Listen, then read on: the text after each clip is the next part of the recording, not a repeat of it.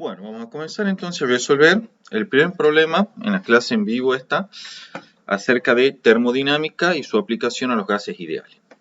Este problema que voy a resolver, que es el 1952, es un problema muy similar a los que vienen tomando en los últimos años en el segundo parcial de Física 2. Muy similar, muy similar. Leamos el enunciado. Dice, un cilindro con un pistón móvil sin fricción, ¿sí? Como el de la figura 19.5, o sea, no la copia la figura directamente, les digo, usted tiene un cilindro así y un émbolo o pistón que puede moverse libremente hacia arriba o hacia abajo a lo largo del recipiente que contiene el gas ideal. Desde luego, en el interior de este recipiente está el gas ideal. Bueno, entonces, me dice, el recipiente este contiene una cantidad de helio gaseoso. En el momento que le están diciendo que es helio, ¿sí? Que es helio, le están diciendo que el gas es monoatómico. Es algo que van a tener que aprender a identificar, ¿sí? Cuando sean los gases nobles, son gases monoatómicos. El helio es un gas noble, por lo tanto es monoatómico. En un principio dice, su presión es de 1,00 por 10 a la 5 pascal. O sea, esa es la presión original que tiene el gas ideal contenido en este recipiente, ¿sí? Es de 1,00 por 10 a la 5 pascal. Y su temperatura es de 300 Kelvin y ocupa un volumen de 1,50 litros. O sea que el enunciado me está dando el estado inicial completo del gas. Me da su presión, su temperatura y su volumen. Lo único que no conozco es el número de moles. Después, el gas se somete, dice, a dos procesos. En el primer proceso, el gas se calienta y se permite que el pistón se mueva a modo de mantener la presión constante, la temperatura constante en 300 Kelvin. ¿Sí? Yo dije la presión, me confundí, es la temperatura constante en 300 Kelvin. ¿Sí? Esto continúa hasta que la presión alcanza 2,50 por 10 a la 4 pascal. O sea, fíjense, partimos de un estado inicial a una presión de 1,00 por 10 a la 5 pascal y llegamos, al finalizar este primer proceso, a una presión final de 2,50 por 10 a la 4 pascales, de manera tal que la presión final es menor que la inicial al cabo del primer proceso.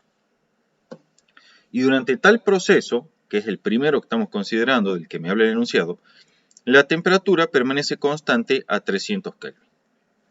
Ahora bien, a continuación el gas ideal experimenta un segundo proceso, en donde el gas se comprime, fíjense, a presión constante, ¿sí? Hasta que vuelve a su volumen original de 1,50 litros. Suponga que el gas tiene comportamiento ideal. Cuando le dicen eso, le están diciendo que, en otras palabras, pueden aplicar sin ningún tipo de problemas las ecuaciones de estado del gas ideal. ¿Sí? Las pueden aplicar. Ahora bien, el primer apartado, y esto es típico, chicos, en un problema de termodinámica escrito, no sé ahora cuando sea en forma virtual si le irán a dar varias figuras para que ustedes elijan cuál es el proceso o el diagrama PV correcto, pero en un parcial escrito este apartado A siempre aparecía, era que una vez que el enunciado le describía los procesos a los que era sometido el gas, le pedían que dibujen el diagrama PV. Bueno, acá está y lo pide también el apartado A, dice muestre ambos procesos en una gráfica o un diagrama PV. ¿Sí? Es el primer apartado. Entonces, aquí tenemos nuestros datos y nuestra síntesis de lo que leímos del enunciado. En primer lugar, el gas, como decían, era helio. El problema o el enunciado en ningún momento especifica que el helio sea monoatómico o diatómico. Sin embargo, ustedes apelan a su conocimiento de química y ya saben que todo gas noble es un gas monoatómico, al menos en condiciones normales. La presión del primer estado, ¿sí? O sea, del primer estado de equilibrio termodinámico desde el cual parte el gas ideal, tiene una presión de 1,00 por 10 a la 5 pascales, una temperatura absoluta de 300 Kelvin y un volumen de 1,50 litros. Eso que está ahí recuadrado, ¿sí? Y que tiene su índice A, son las variables de estado del primer estado de equilibrio termodinámico desde el cual parte el gas ideal. A partir de ese estado A, que yo lo llamé A, por eso le puse subíndice a todas las variables de estado, que es justamente la letra A, tenemos dos procesos. El primero, de acuerdo al enunciado, se corresponde de una expansión isotérmica, ¿sí? El gas experimenta una expansión isotérmica hasta alcanzar la presión de un estado B, que es de 2,5 por 10 a la 4 pascal. El segundo proceso, el gas es sometido a una compresión isobárica, ¿sí? Se comprime isobáricamente hasta alcanzar su volumen original. Recuerden que esos procesos no me lo inventé, ¿sí? Lo decía el enunciado, dice, en el primer proceso, fíjense acá, estoy marcando en esta parte, en el primer proceso, ¿sí? El gas se calienta y se permite que el pistón se mueva a modo de mantener la temperatura constante en 300 Kelvin. ¿Sí? O sea que le está diciendo que el primer proceso es isotérmico, porque la temperatura permanece constante a 300 Kelvin. Ahora bien, ustedes pueden decir, che, pero puede ser isotérmico de compresión o de expansión. ¿Cómo yo sé que es de expansión? Porque aquí, en la segunda frase, el enunciado me dice que el proceso continúa hasta que la presión alcanza un valor de 2,50 por 10 a las 4 pascal. O sea, que nosotros tenemos, fíjense, vamos a dibujarlo acá, en un diagrama PV, la siguiente situación. Partimos de una presión inicial, que es de 1,0 por 10 a la 5 pascal, y terminamos en una presión final que es menor, porque es de 2,50 por 10 a la 4. Por eso sé que la presión es menor. Entonces yo partiré de un estado A, ¿sí? Partiré de un estado A, y llegaré a un estado B que está a menor presión. Y además yo sé, chicos, que el proceso que conecta esos dos estados es un proceso isotérmico. Y sabemos que en un diagrama PV viene representado justamente por una hipérbola equilátera que recibe el nombre de isoterma. Entonces este era mi estado B. Como justamente este es mi estado A, el de acá arriba, y este es mi estado B, yo ya sé que la isoterma es recorrida en este sentido. Si es recorrida en ese sentido, partimos desde un volumen inicial menor, que era de 1,50 litros, hacia un volumen final mayor. En otras palabras, estamos ejecutando una expansión isotérmica. ¿Sí? Si en cambio el enunciado le hubiese dicho, por ejemplo, que partiendo de un estado A con una presión de 1,0 por 10 a la 5 pascal y llegaban a un estado B, que era, por ejemplo, de 2,5 por 10 a la 5 pascal, y bueno, ahí está viendo un incremento de presión. Entonces partiría, supongamos, dibujando acá con otro color, partiría de este estado A y llegaría, si prolongo esto un poco, hasta otro estado B, que sería de mayor presión, ¿sí? Además yo sé de que ese estado A y B es conectado mediante un proceso isotérmico, bajo la hipótesis de que en este hipotético nuevo caso la temperatura también permanezca constante.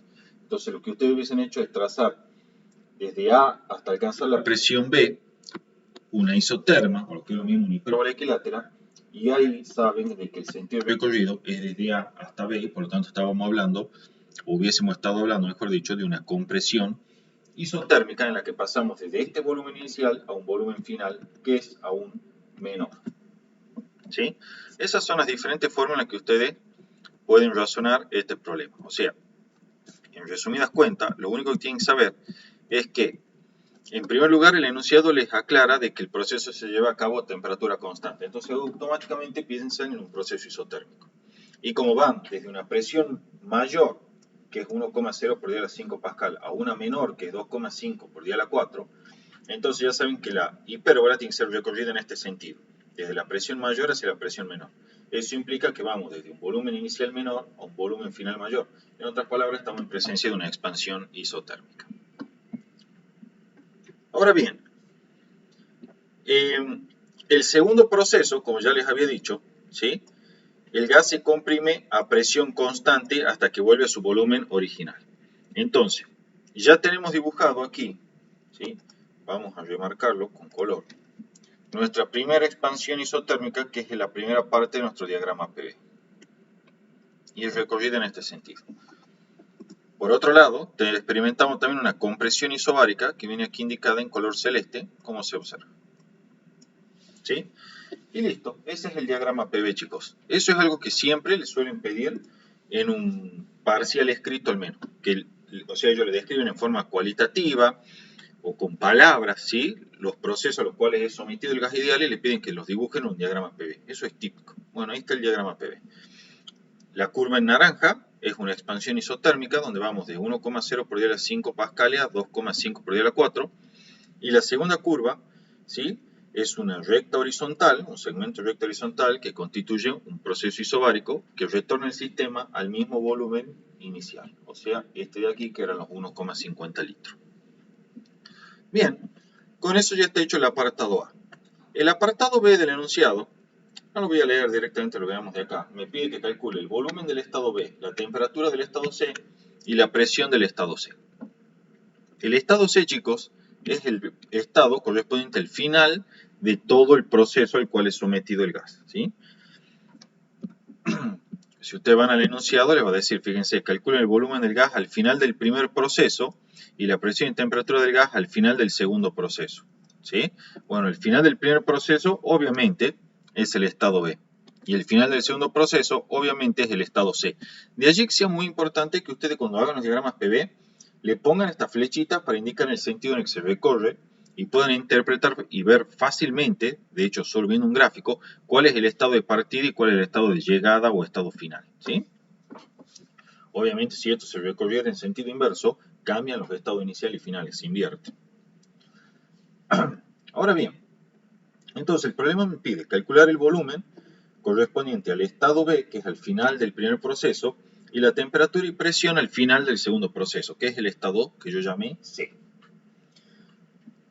De simplemente ver la gráfica, y gráfica que además obtuve en base a los datos que me del enunciado, sé que el volumen del estado A, que es 1,50 litros, o cuando llevo a metros cúbicos es 1,50 por 10 a la menos 3 metros cúbicos, es también el volumen del estado C.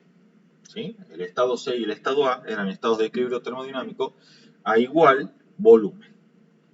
Bueno, empecemos y vamos por parte. Determinemos en primer lugar el volumen del estado B, que es al final del primer proceso, que es este que estoy remarcando acá. ¿Sí? Tenemos que calcular ese volumen. Entonces, acá puedo hacer el siguiente razonamiento. Fíjense, el estado A y el estado B pertenecen a una misma isoterma, que es la isoterma esta en naranja. De acuerdo a lo que vimos en la teoría, ¿sí?, para tal proceso isotérmico, todo par de estados dentro de una misma isoterma verifican la relación PA por BA igual a PB por B sub B. Incluso podría tomar un estado aquí que yo lo puedo llamar H y se va a verificar también que la presión del estado H por el volumen del estado H es igual a la presión por el volumen de cualquier otro estado. Podría tomar un estado J aquí, ¿sí? Y también puedo asegurar que esta igualdad se verifica para ese estado J, es decir, la presión del estado J por el volumen del estado J es igual al producto de presión y volumen para cualquier otro estado, siempre que estemos con todos los estados dentro de la misma isoterma, ¿sí? Entonces, en particular, el estado A y el estado B pertenecen a la misma isoterma, entonces verifican esta expresión matemática que es lo que se conoce como ley de Boyle, ¿sí?, o ley de Boyle-Mariotte, ¿sí? Entonces, como el estado A y el estado B pertenecen a la misma isoterma, verifican la ley de Boyle y tenemos que, fíjense aquí está la justificación, ¿sí? Entonces tenemos que la presión del estado A por el volumen del estado B, perdón, por el volumen del estado A es igual a la presión del estado B por el volumen del estado B. Despejamos de acá el volumen del estado B, hacemos las sustituciones numéricas, expresamos la presión del estado A en pascales, es 1,00 por 10 a la 5, el volumen del estado A en metros cúbicos, y la presión del estado B también en pascales, que es 2,5 por 10 a la 4. Pascales, desde luego, ¿no? Entonces, al reemplazar y calcular, encontramos que el volumen del estado B es de 6,0 por 10 a la menos 3 metros cúbicos y ya tenemos resuelta la primer variable de estado correspondiente a este apartado B, ¿sí?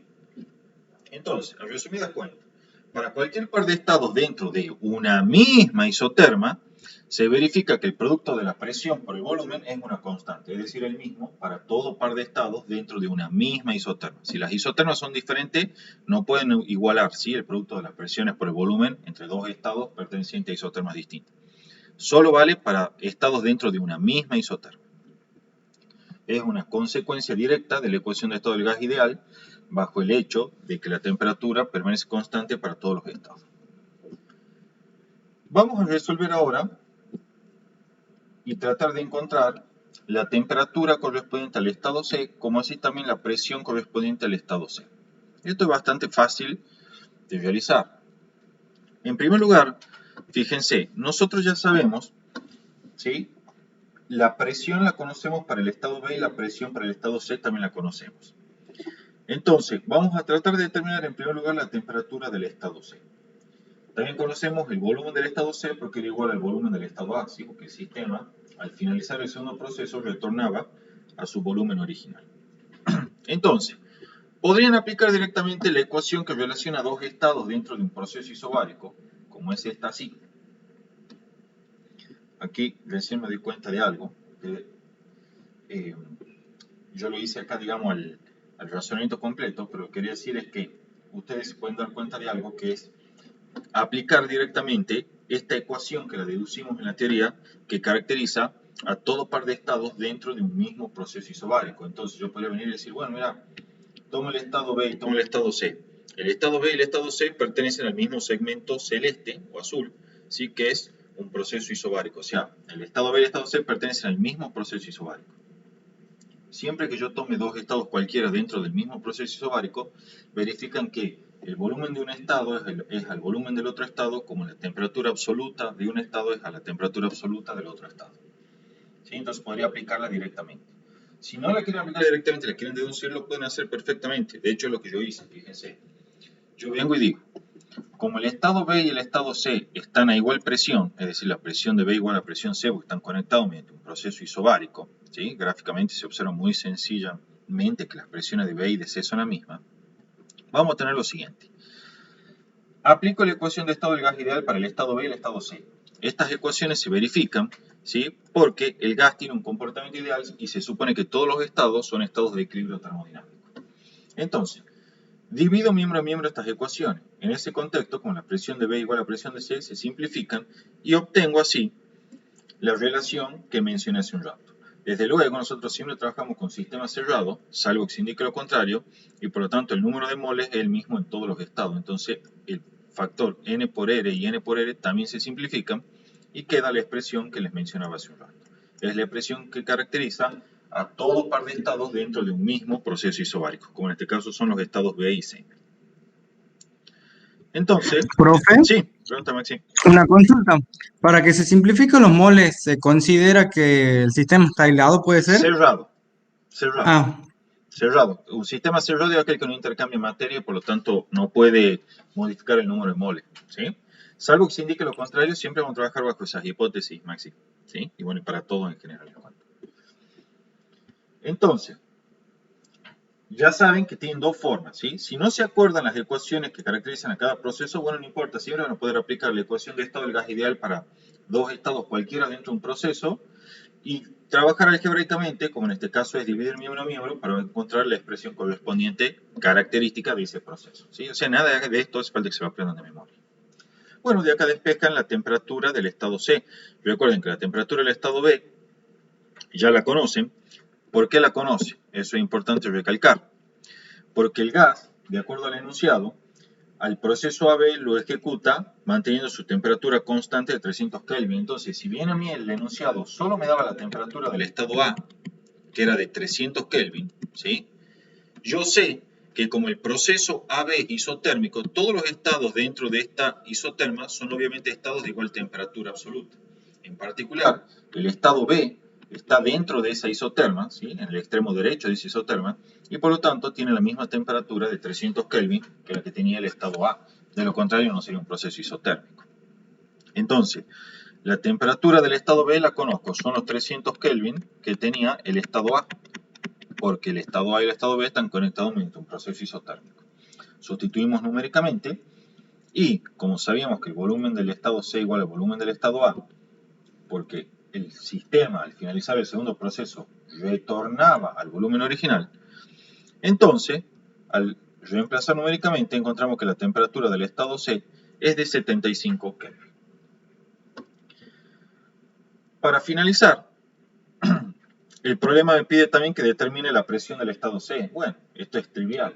como el estado B y el estado C están a la misma presión, porque están conectados mediante un proceso isobárico, es evidente que la presión del estado C es directamente la presión del estado B y esa presión es de 2,5 por 10 a la 4 pascal. Con lo cual queda terminado el apartado B. ¿Tienen alguna duda hasta acá, chicos? ¿Algo que quieran que repita antes de que encaremos la última parte? Bueno. Fíjense que el apartado C ahora involucra los conceptos de primera ley de la termodinámica. Me dice, calcula el trabajo total efectuado por el gas durante ambos procesos. ¿Sí? Y después me pregunta, el apartado D, ¿qué tendría que hacer con el gas para volverlo a su presión y temperaturas originales? ¿Sí? Bueno, vamos por parte. Resolvamos el apartado C que me pide calcular el trabajo total efectuado por el gas durante ambos procesos. Siempre que ustedes, chicos, les pidan el trabajo total o el trabajo neto hecho durante todos los procesos, se refiere simplemente a la suma algebraica de los trabajos hechos en cada uno de los procesos que constituyen al proceso total.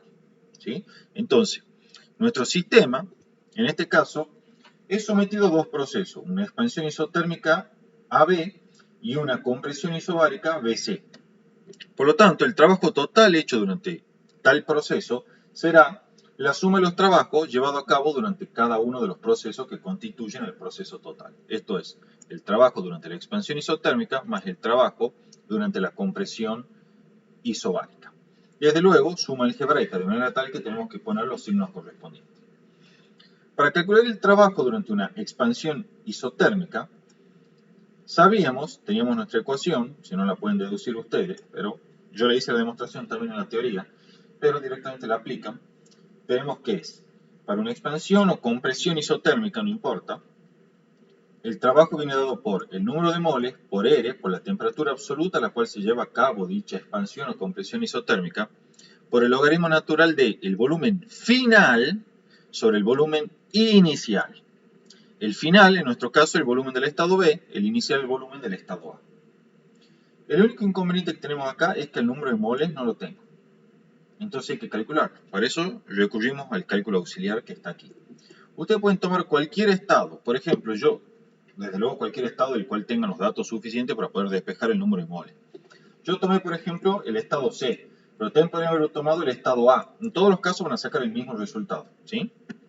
Por ejemplo, si toman el estado C, van a tener que, por ser el gas ideal, verifica su ecuación para ese estado, que es presión del estado C por el volumen del estado C igual al número de moles por R por la temperatura absoluta del estado C.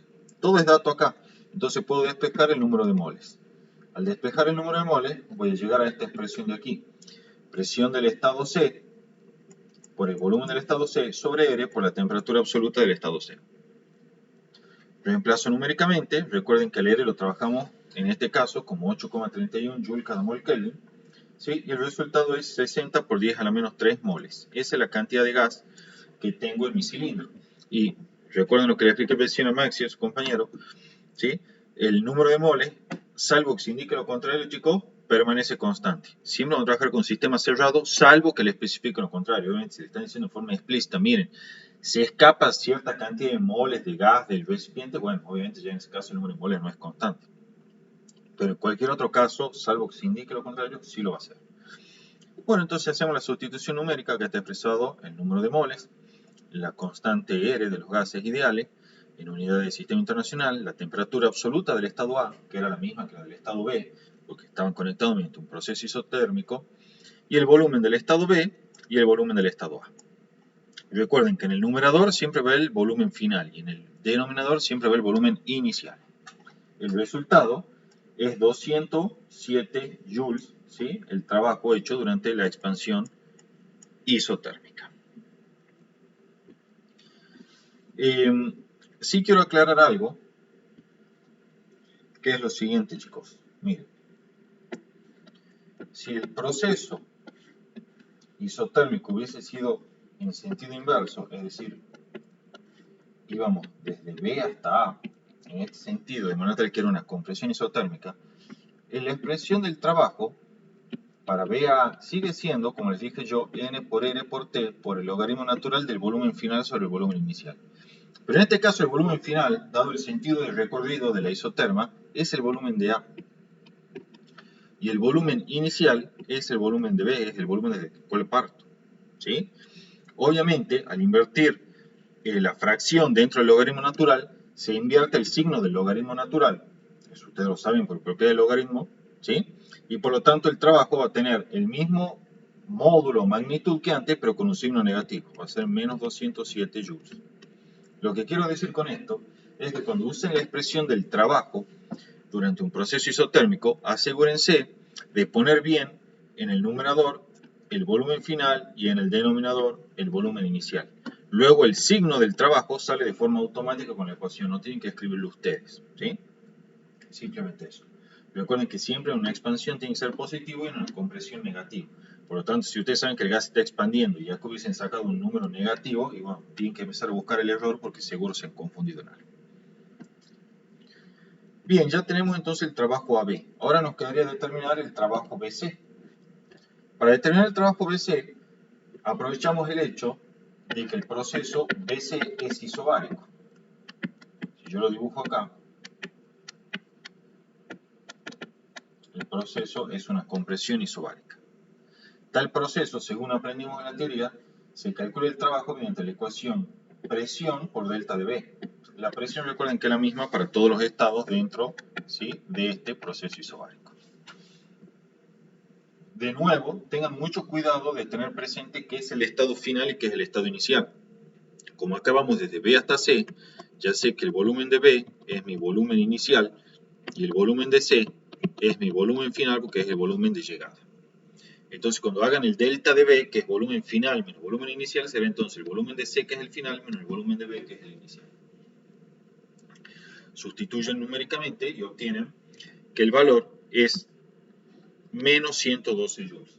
¿Es correcto que sea negativo? Sí, porque estamos en presencia de una compresión isobárica y la compresión siempre es negativa o tiene signo negativo para el trabajo. Finalmente, el enunciado le pide el trabajo total. Repito una vez más, cuando le piden el trabajo total, le están pidiendo suma algebraica de todos los trabajos. De igual manera, si le pidiesen el calor total, también le están pidiendo la suma algebraica de todos los calores absorbidos o cedidos durante todos los procesos que constituyen al proceso total. Entonces, el trabajo total será el trabajo AB más el trabajo BC, suma algebraica. 207 joules más los menos 112 joules. El trabajo total, entonces, durante tal proceso es 95 joules. Esto sí es un problema típico de parcial. El apartado D, recuerden, me pedía simplemente que indique qué es lo que tenía que ocurrir, ¿sí? ¿Qué es lo que tenía que ocurrir para que el sistema pueda retornar al estado A? ¿Sí? Bueno, fíjense, yo parto desde el estado 6, tengo que llegar al mismo estado A. Es evidente que lo tengo que conectar, disculpen, es evidente que lo tengo que conectar mediante este segmento de recta vertical de esa forma. Es el único camino que me lleva desde el estado C al estado A. En verdad es infinito, a ver, sí puede ser también que tenga caminos así o así, ¿sí? Hay una infinidad de posibilidades de caminos. Pero quiero decir que de los conocidos, esto es isobárico, isocórico, isotérmico o adiabático, el único que me va a permitir llevar el sistema desde el estado C al estado A sin modificar su volumen, ¿sí?, es el proceso isocórico. Por lo tanto, si yo quiero llevar el sistema desde ese estado C al estado A, debo calentarlo al mismo, se debe haber una entrada de energía en forma de calor hacia ese sistema, de manera tal que la temperatura del mismo, así como su presión, se incrementen para retornar al estado A. Por lo tanto, la respuesta, que es simplemente conceptual para el apartado D, es la siguiente. Viendo el diagrama PV, es evidente que lo que se debe hacer es calentar isocóricamente hasta que la temperatura sea de 300 Kelvin y en ese caso habremos recuperado el estado de partida. ¿Tienen alguna duda, chicos, hasta acá? Con eso está terminado este problema, por eso pregunto, antes de que pasemos al segundo. Profe, Sí, también era válido, por ejemplo, en el proceso en donde la presión es constante, calcularlo al trabajo como de integral, así como nos explicó en la clase teórica. sí, totalmente. Si vos haces eso, Maxi, el trabajo en el proceso que va de B a C va a ser la integral de P por dB. entre el volumen inicial, que es el volumen de B, y el volumen final, que es el volumen C. ¿Estamos? Ahora bien, la presión es constante, entonces sale del integral. Y tener la integral entre el volumen B y el volumen C por dB. La integral de dB es ¿qué? Delta dB. Y vuelves a obtener lo mismo que hice yo recién. Incluso también lo podrías calcular geométricamente, como el área encerrada, así. Entonces, área encerrada es el área del rectángulo. El trabajo, ya saben, en la teoría es el área encerrada. ¿Sí? En este caso, en realidad es el negativo del área. Y el área es base por altura, o sea, el delta de B por la presión. Y vuelves a obtener exactamente lo mismo que antes. ¿Sí? Tienes infinidad de formas de resolver los problemas de termodinámica. ¿Está claro? ¿Tiene alguien alguna duda más? ¿Algo que quieran preguntar, chicos? Bueno, queda terminado entonces este problema.